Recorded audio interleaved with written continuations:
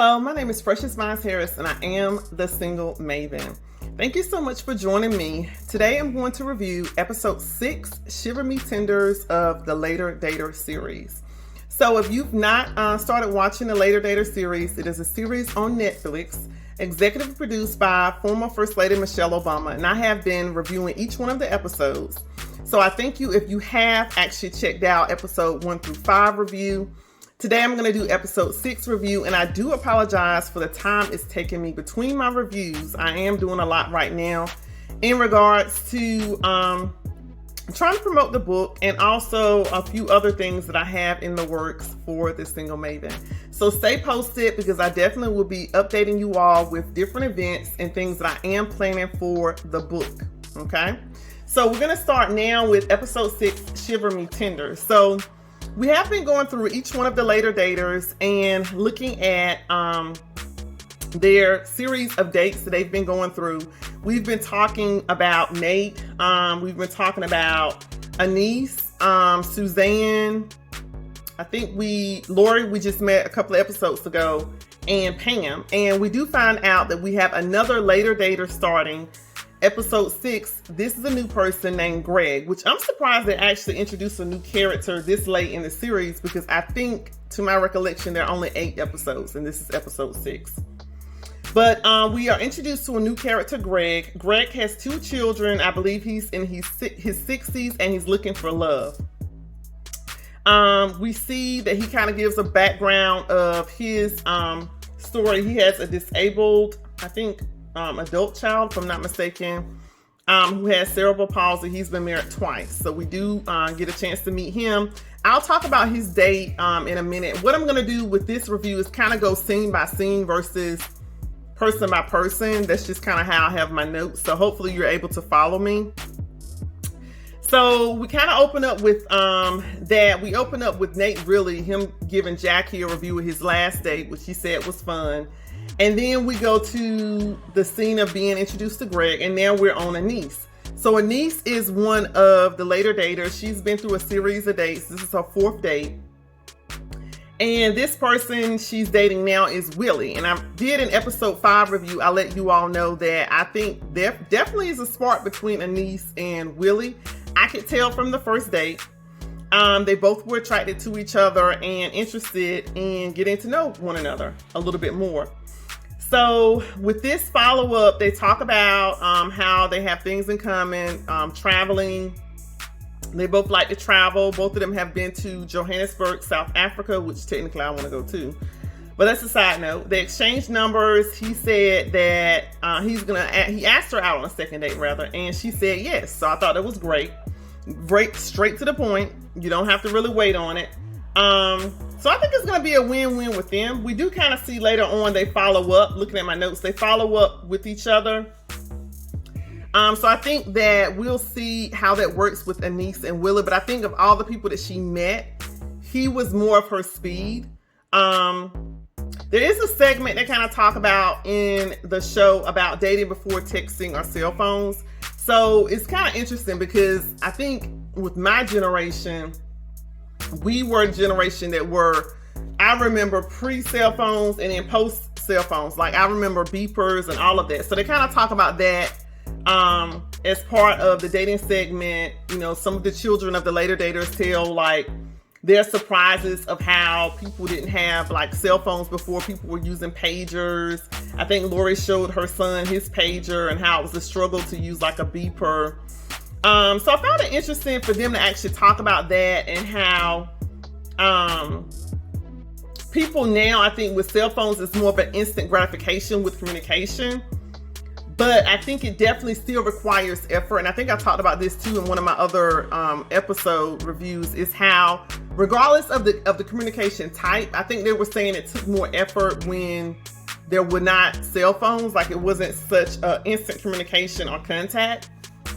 But I think now with technology, you can definitely ghost people and not respond, and even with, easy access. So I think it does come with you actually having to be strategic about meeting people, because I am a firm believer that in order for you to get to know someone, you have to be around them. You have to see them face to face. And I'm not an advocate of dating where it's only dating online, like you're doing messaging and all of it back and forth, even in like dating apps or websites. And I may do a separate, I actually may do a quick dating tip post about this, but my advice really would be is I wouldn't do too much of the communication via texts or messages or emails, whatever the case may be, virtually, before you get to meet the person. Because I think if they start to heavily rely on that type of communication, there's more of a lean toward being opting out of being face-to-face and face-to-face contact. And I think it's different if you are actually out of state, which is a whole separate conversation. But you still should be doing some type of face-to-face interaction, even if it's a FaceTime or something. But I'm more of an advocate of dating people in your area and your zip code, or at least driving distance. So I'll talk about that a little bit later, probably in a separate blog post. But that was one thing they talked about in the series. All right, then we're going to go on to Lori, and this is her second date. I think his name is Martin. Martin is 55, never married, which to me may be a red flag, but he has 3 kids. And he's the owner of an HVAC company. So him and Lori actually go on a date. It's a neat little date though, because they went to this place to make candles. So Lori loves candles. And as they begin to talk, they realize that they actually know each other from somewhere. And they go to the same church, which is New Birth. So I find that interesting that they actually know each other. And I think from Lori's first date, hold on one second.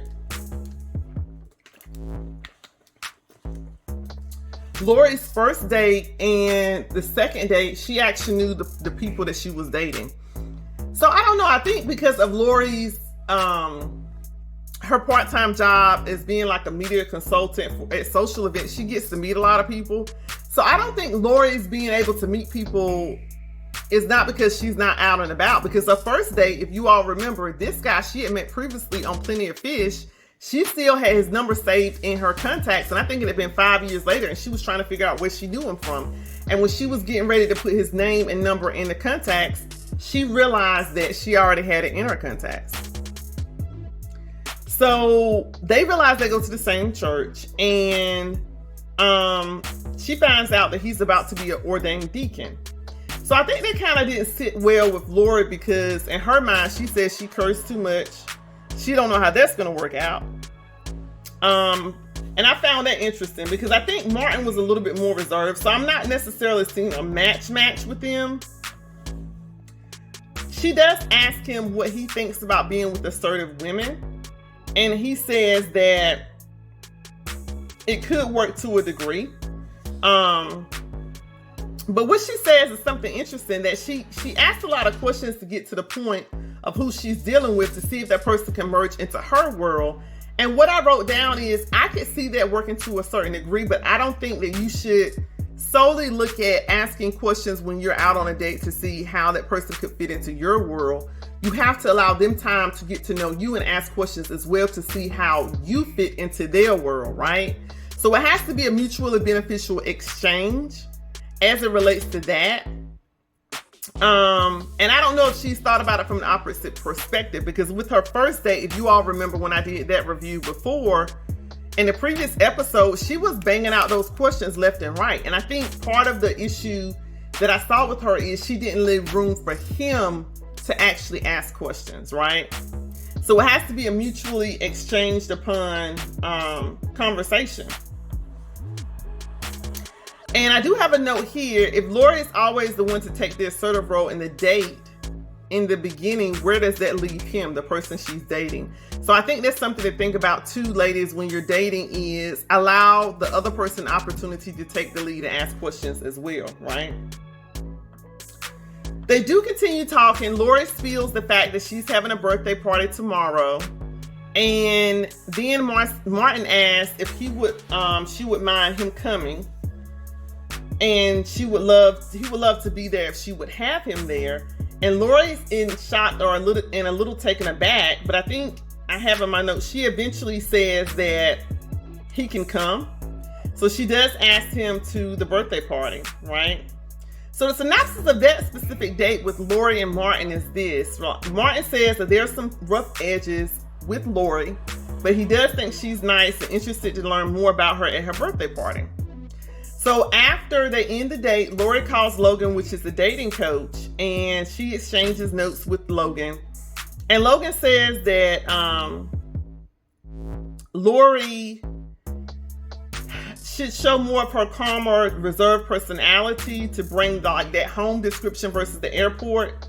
And I talked about that a little bit before, like the analogy of Lori being an airport with a lot of different things going on versus a home where something is more calm and the person can feel relaxed and be able to share themselves more so with the person they're dating. So one thing I did notice, and I have this in my notes, is Lori keeps saying that she's taking charge and she wants the person to fit into her world. But I also have again here, you have to realize that it's a partnership, right? When you're in a relationship, in order to get to a relationship from dating, there's a give and take process that takes place. And you have to be willing to see yourself from the other person's perspective. And I think that's great advice, whether you're in a relationship or not, dating or not, or married or not. You have to, when you're relating with people, you have to be willing to see yourself. How do you look from that other person's perspective, right? Because they may be reacting based upon how you look, how they're perceiving you. But if you're not taking the opportunity to look at how your actions and how your personality and how you're coming off to them is affecting how they're responding to you, you're not going to be as intuitive in how to either transition how you're actually coming off to them, or actually to alter, change, or it could be just to keep doing what you're doing and do it even better if they're actually receptive to it. But I think that just comes with self-awareness. And I think self-awareness is a good trait to have in general when you're relating to people, and especially with dating, right? Because I think, like people say, you only get one opportunity to make a great first impression. And sometimes if you're not willing to take a pause and observe to see what that person, how they're reacting to you and how they may be seeing or viewing you, or thinking about how they are viewing you at that specific time, you're not leaving room and opportunity for you to kind of shift the narrative to get more of what you want. And that could be a second date to get to know the person, or for them to be able to give you the opportunity to show more of yourself, because you don't want to be perceived a specific way that may not be in a good light, right? If they're only seeing you as more aggressive or assertive because you're asking question after question or how you're coming off, you may have a softer side, right? But if you're not taking the time to pause and be self-aware of how you're coming off to that person, how they're perceiving you, then you won't allow yourself the opportunity to do that shift in the date to allow that person to get to know you better and to want to have a second date with you. All right, so we're gonna move forward to, in my notes, the next person, which I have is Pam. Okay, so third time's the charm. All right, so we're gonna talk about Pam now and looking at her with her review. So with Pam, we find out that she's reviewing her date with her granddaughter and they had a great time. She said that, you know, she's looking at it from the optimistic perspective that if it's not a match with her and the previous gentleman, that she's okay with it, right? They could become just great friends. And I think that's a great thing too, to look at it from the perspective of, even if you don't find a match with everyone, and you're not going to find a match with everyone, because remember, you only need one person, right? It's an opportunity for you to learn about people, learn about yourself, but also get the nervousness out. The more people you date, you're able to be more self-assured, but also the fact that, you know, it could just be a great dating experience. It doesn't necessarily have to be a match, right? So thinking about it from that perspective, you can take some of the stress off of yourself. If you look at it from the perspective of, this is a process, this is an experience, and I get the opportunity to at least make or meet a great friend or associate out of this date, even if we're not a match. So I'm glad that Pam was able to move forward and shift her perspective from when she was super duper nervous and sabotaging, wow, tongue twister, in the beginning. All right, so now we have Greg. So Greg meets up with the dating coach, Logan. Remember, we just met him. They go over his marital history. He's been married more than once, I think twice. And he says that he kind of tells her like why his marriages didn't last. And from what I'm gathering from his history is the fact that Greg does have potential for long-term relationships. But for him to have been married twice and it broke down over time, it does lead me to question if there's an issue on his part with communication or if there's something else going on. So Logan does ask what type of woman he's looking for. He kind of gives her types like Jennifer Anderson, people that are like fit or whatever. And Logan says that, you know, he should be open to other body types because in the end, it's all about the person and who they are on the inside. Like, don't totally go off just their physical fitness on the outside. But I do feel like it's a non-negotiable for him as far as that is concerned. I mean, I think that's okay. I think the whole point of Logan coaching him and the rest of the later daters is to give them a different perspective. Because one thing I can say is the fact that when you're dating, you have to have a different perspective. Not saying who you may end up with in the end is not going to be like the person that you have in your mind. But to be honest with you, a lot of times it doesn't end up like that. You know, you have like that 80-20 rule. Sometimes it's 70-30, but you have to look at the character and the heart of a person. I think that's important. And I think that's what Logan was trying to get him to think about. So we see that Greg actually goes out on his first date with a woman named Kelly. She is, I think, 59, 11 years single, divorced with 4 kids. Now, I don't know if I really care for Kelly because the first thing Kelly says is she likes sex daily. And I'm like, Kelly, it's titty red. That's a red flag for me, but hey, if that's how you want to roll, okay. We see that they go out on a date. They go out on a date water skiing. And Greg definitely hasn't done it in a while as far as water skiing. Kelly has grown up around the water. She's very familiar with it. It looks like they have a pretty much a fun day overall. Now, he does say he's not sure if he's going to ask her out again. I don't know. I think Kelly was not necessarily his speed. Kelly seemed like she was a girly girl, even though she was 59. The way she presented herself was younger. And I think too, I don't know, I didn't necessarily see a match, but they did take selfies together. So I think that it was an opportunity for him to do something he hadn't done before, which is what I say always, look at dating as an adventure, a way to have different experiences with people.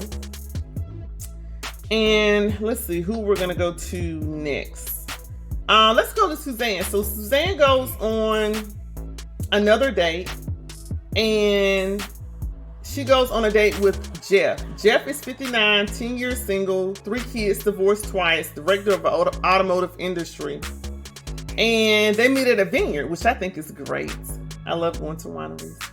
So one thing I didn't notice with Jeff is he's really quiet. And I think Suzanne noticed it too. She does a lot of talking, but I saw that she adjusted herself based upon who she was dating, which I think it is important to read the room, okay? And I'm not sure if he was nervous or just introverted or both. I don't know. But we do find out that he likes the Georgia Bulldogs. And I'm like, thank you, Jesus, because that's all Suzanne has been talking about this whole time is she has to find someone that likes the Georgia Bulldogs. I'm like, okay. So we do find out they have a lot in common. So we find out Jeff's grandmother's from Italy. Suzanne has been to Italy. She talks about time she spent in the Middle East. He's saying he can speak some Arabic. So they have like the international travel and all of that in common.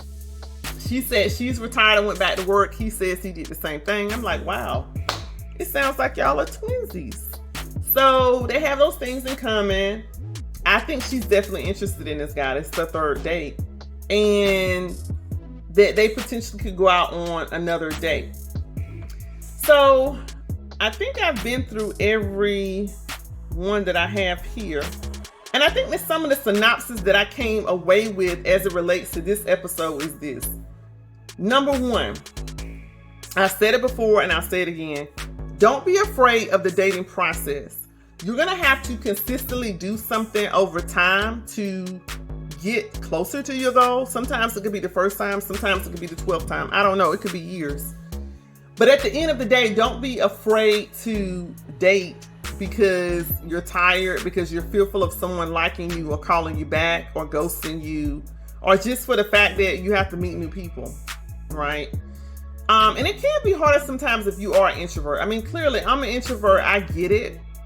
But don't let social anxiety and fears hold you back from your destiny, right?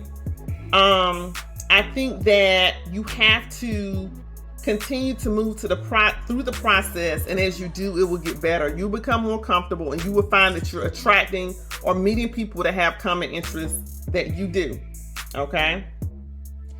And you'll wind up finding your person, right? I also see that there's a common theme of women having to be feminine and let the man lead. I've talked about that before too.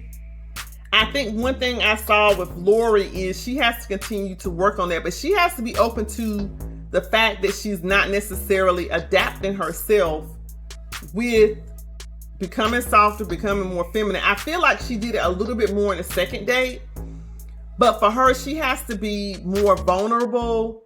And I mean, I almost feel like she has to be taken out of her element so she won't be like the go-getter asking questions and taking the lead, right? She has to be willing to let her guard down. That's another thing that you have to be willing to do when you're dating. And she has to be willing to work quicker on the things that she needs to do to improve herself to get more results.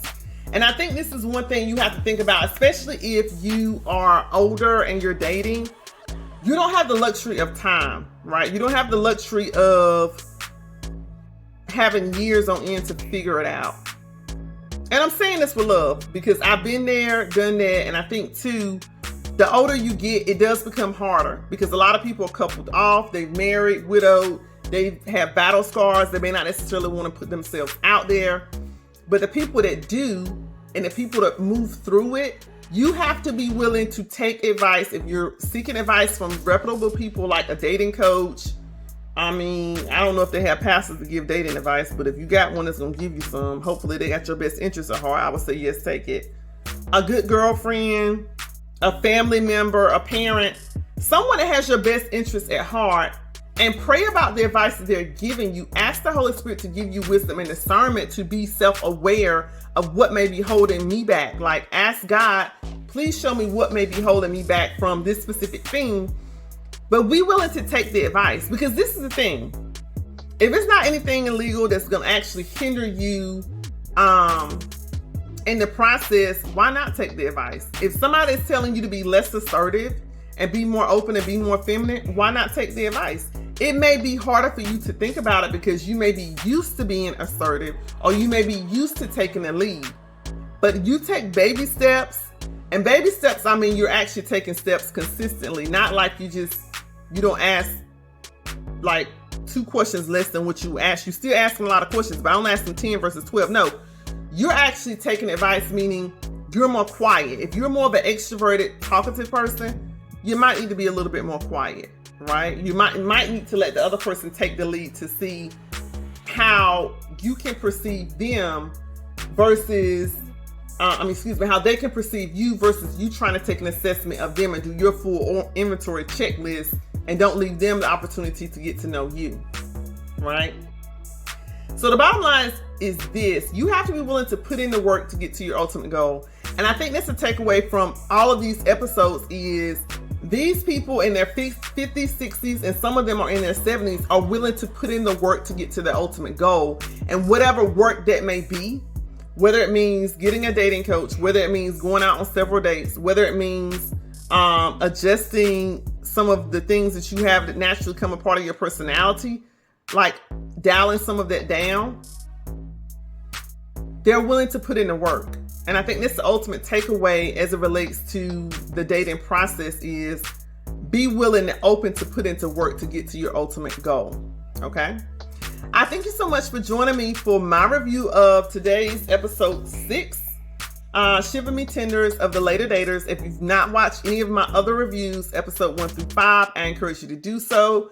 Later Daters is found on Netflix, and If you've not subscribed to my YouTube channel, subscribe. Please turn on those notifications and like and comment this video. Okay?